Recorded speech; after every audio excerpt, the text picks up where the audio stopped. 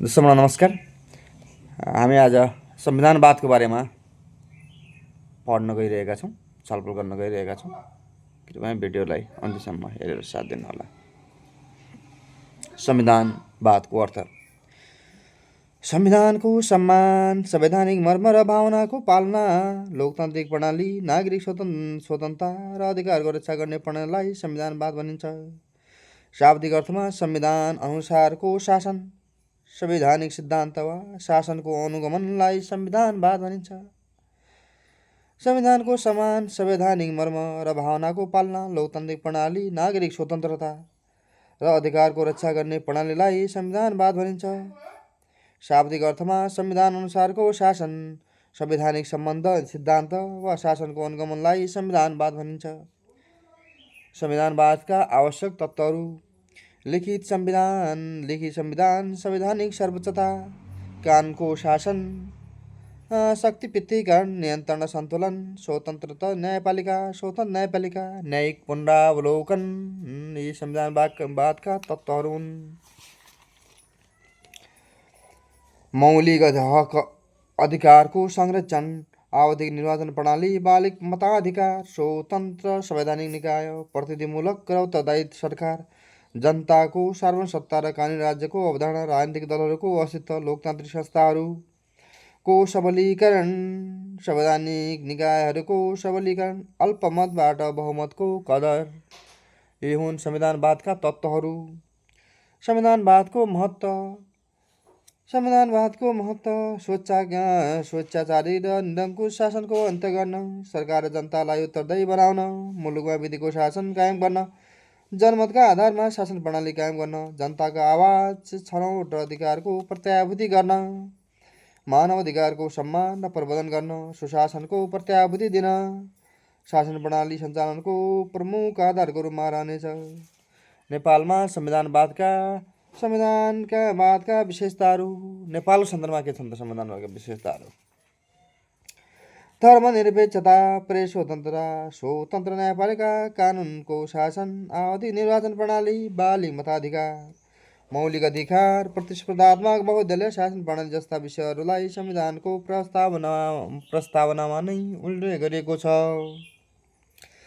सर्वसत्ता र राज्यको सत्ता जनतामा निहित छ। संविधानलाई मूल कानुनको रूपमा स्वीकार गरी संविधानसँग बाँधिने कानुन सर्वोच्च अदालतबाट खारेज हुने व्यवस्था छ। न्यायिक पुनरावलोकन सहितको स्वतन्त्र न्यायपालिकाको व्यवस्था गरिएको छ। व्यवस्थापिकाले अविश्वासको प्रस्तावद्वारा मन्त्री परिषद भङ्ग गर्न सक्ने व्यवस्था गरिएको छ। मौलिक हक उल्लङ्घन भएमा संवैधानिक उपचारको प्रत्याभूति गरिएको छ।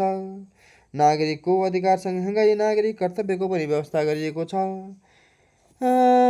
तीन तहको सरकार, तीन तहको अधिकार, सरकारको अधिकार र जिम्मेवारी बाँडफाँड गरिएको छ। स्पष्ट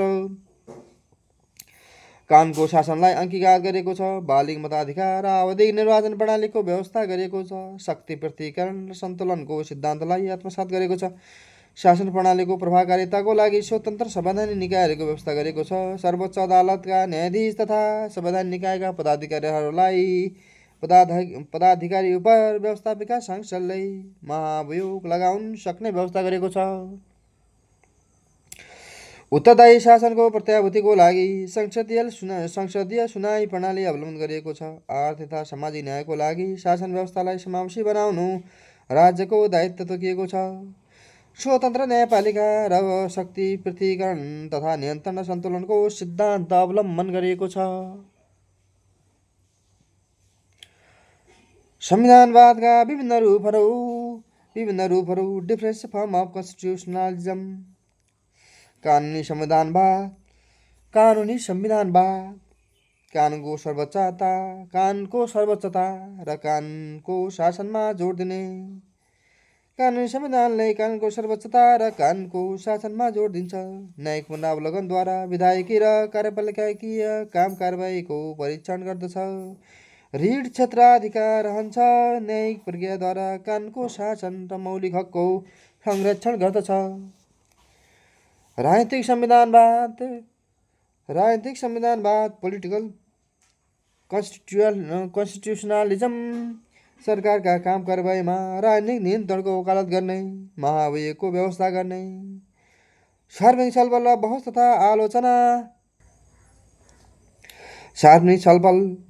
तथा आलोचना, संसदीय समिति र गतिविधिहरू, तटस्थ कर्मचारी, स्पष्ट दृष्टिकोणको नेतृत्व, आम निर्वाचनको माध्यमबाट सरकारको निर्माण र परिवर्तन। राजनीतिक संविधानवादका विशेषता भने आर्थिक संविधानवाद, आर्थिक इकोनोमिक कन्स्टिट्युसनलिजम, जनता केन्द्रिक आर्थिक क्रियाकलापमा जोड दिने, संविधानको माध्यमबाट समाजको आर्थिक रूपान्तरण गर्नुपर्ने मान्यता राख्ने, समाजमा रहेका आर्थिक असमानताको अन्त्य गरी सामाजिक समानता कायम गर्ने, स्रोत साधनको न्यायोचित वितरणमा जोड दिने, आर्थिक शोषणको अन्त्य हुनुपर्ने मान्यता, मुलुकको दिगो आर्थिक विकासमा केन्द्रित संवैधानिक परिकल्पना। सामाजिक संविधानवाद, सोशल कन्स्टिट्युसनलिजम, सामाजिक संविधानवाद, सोशल कन्स्टिट्युसनलिजम, सामाजिक रूपान्तरण र सामाजिक जीवनस्तर उकास्ने खालका नीतिहरूमा जोड दिने, सामाजिक विवाद तथा धर्म संस्कृति र परम्परा प्रथा परम्पराको नाममा हुने विभेदको अन्त्य गर्ने कुरामा जोड दिने, समाजमा रहेका विकृति र विसङ्गतिको अन्त्य हुनुपर्ने कुरामा जोड, संविधानको माध्यमबाट सामाजिक ऐक्यबद्धतामा जोड, संविधानवादको माध्यमबाट सामाजिक एकताबद्धमा जोड, धार्मिक सामाजिक संहितामा जोड, संविधानको माध्यमबाट सभ्य र समतामूलक समाजको परिकल्पना। कानुनी र राजनीतिक संविधानवाद बीचको भिन्नता। कानुनी संविधानवाद संविधान तथा कानुनमा उल्लेखित मूल्य मान्यतालाई अदालती प्रक्रियाद्वारा लागू गराउन सकिने संविधानवाद हो। राजनीतिक संविधानवाद संविधानलाई अदालती प्रक्रियाद्वारा लागू गराउन नसकिने संविधानवाद हो भने कानुनी संविधानवाद न्यायिक सर्वोच्चता हुन्छ। संविधान कार्यान्वयनको आधार अदालत हो। कानुनी संविधान। राजनीतिक संविधानमा नैतिक प्रकृति खालको हुन्छ। राजनीतिक संविधानवाद नैतिक प्रकृतिको हुन्छ। संविधान कार्यान्वयनको आधार नै संवैधानिक प्रावधानहरू हुन्। कानुनी संविधानवाद संविधानको रक्षक अदालतका निर्णय र आदेशहरू हुन् भने राजनीतिक संविधानवादमा राजनीतिक प्रक्रिया र जनउत्तरदायी सरकार रहन्छ।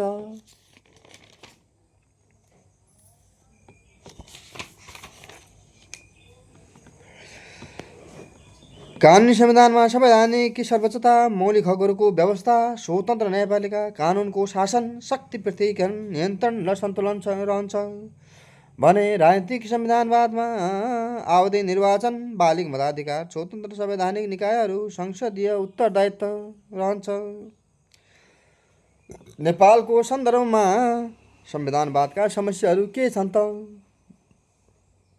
What are the problems of constitutionalism in Nepal? नेपालको सन्दर्भमा संविधानवादका समस्याहरू: कानुनी प्रभावकारिता परीक्षण नहुनु, कानुनको पुनरावलोकन हुन नसक्नु, न्यायिक प्रक्रिया झन्झटिलो हुनु, राजनीतिक मतभेद र दोषारोपणको अवस्था, संविधान विपरीतका मौलिक हकहरूको व्यवस्था रहनु, न्यायमा जनताको वास्तविक पहुँच हुन नसक्नु, न्यायालयका आदेशहरू प्रभावकारी रूपमा कार्यान्वयन नहुनु, व्यावहारिक रूपमा लोकतन्त्रको प्रयोग हुन नसक्नु, राजनीतिक संस्कारको अभाव हुनु, स्वतन्त्र प्रेस नारामा मात्र सीमित हुनु, नारा मात्र सीमित हुनु, न्यायाधीश नियुक्ति प्रक्रिया विवादपूर्ण हुनु, प्रतिपक्ष दलको भूमिका अपेक्षाकृत रूपमा प्रभावकारी नहुनु, अपराधीलाई राजनीतिक संरक्षणले दण्डहीनता बढेर गएको अवस्था, अपराधीलाई चाहिँ राजनीतिकरणले चाहिँ हस्तक्षेप गरेको छ है, बचाएको संरक्षण गरेको छ। राजनीतिक दलीय स्वार्थबाट मुक्ति, नागरिक समाजको अभाव, राजनीतिक दलीय स्वार्थबाट चाहिँ मुक्त भएको नागरिक समाजको अभाव, कतिपय आधारभूत हकको सम्बन्धित कानुन हालसम्म पनि बन्न नसक्दा कार्यान्वयनमा असहजता बन्दै गएको छ। न्याय परिषद तथा संवैधानिक परिषदमा कार्यपालिकाको सर्वोच्च रहेकोले स्वतन्त्र न्यायपालिका नियन्त्रित न्यायपालिकामा रूपान्तरण हुने खतरा, संसदीय सुनाई सम्बन्धी संवैधानिक तथा कानुनी व्यवस्था भए पनि उक्त समितिको 2/3 बहुमतले अस्वीकार नगरेमा मान्न नहुने पद्धतिको कारण यो प्रणाली विश्वसनीय बन्न नसकेको। समाधानका उपायहरू के होलान् त? संविधानवादमा देखिएका समस्या समाधान गर्नको लागि कानुनी संविधानवादको प्रभावकारी प्रयोग गर्ने, राजनीतिक संस्कार र संस्कृतिमा सुधार गर्ने, आर्थिक विकास र जीवनस्तरमा सुधार गर्ने, विपक्षको रचनात्मक भूमिका खेल्ने, विपक्षी दलले रचनात्मक भूमिका खेल्ने, न्यायिक स्वतन्त्रताको जगेर्ना गर्ने, शासन व्यवस्थाको वैधानिकता गर्ने, जनअपेक्षाको संशोधन गर्ने, संवैधानिक निकायहरूको क्रियाशीलता, आवधिक निर्वाचन, बालिग मताधिकार, उत्तरदायी सार्वजनिक प्रशासनको निर्माण, नागरिक सचेतनाको विकास तथा सामाजिक जागरण, संविधानप्रति राजनीतिक दलहरूको सकारात्मक भाव, शक्तिको वितरण तथा नियन्त्रण र सन्तुलनको लागि प्रभावकारी व्यवस्था, मानव अधिकारको प्रत्याभूति, स्थानीय स्वायत्त शासनको अवधारणा। यो थियो संविधानवाद।